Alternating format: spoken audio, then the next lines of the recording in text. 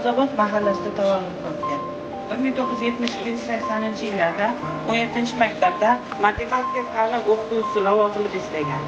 1980 yilda 13-umumiy ta'lim maktabi yangi bino o'tkazish o'tgandan keyin 1980-yildan 85-yillargacha mana shu bizning maktabimizda o'quvchilarga matematika fanidan dars bergan. 1985-yilda nafaqaga chiqqan.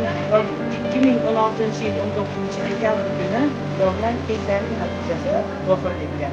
Marhum ustozimizning xotirasi barchamizning qalbimizda abadiy bo'lsin.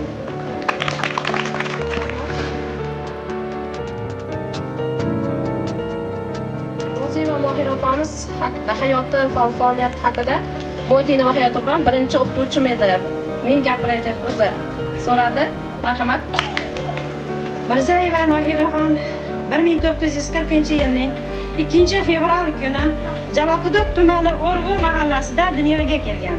1980-yil Abu Ali ibn Sino nomidagi 13-maktabda faoliyatini davom ettiradi. Jamoada o'zining munosib o'rniga ega bo'ladi. 1995-yilgacha bo'lgan vaqt oralig'ida yosh avlodga vatanga munosib sodiq farzandlarni tarbiyalashdek sharafli vazifani bajarib boradi va bor kuchini sarflaydi.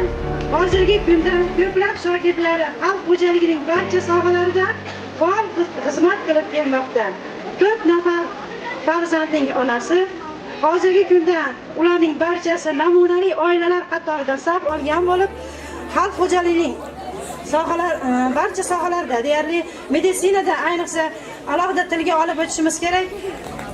Qizlari Mahbuba opaning xizmatlari beqiyosdir. Ustoz faoliyati davomida ko'plab faxriy yorliqlar, tashakkurnomalar bilan taqdirlanib borgan. Jonkuyar va mehribon ustoz 2016-yil 1-fevral kuni 76 yoshida vafot etadi. Uning nomi qalbimizda abadiy yashaydi.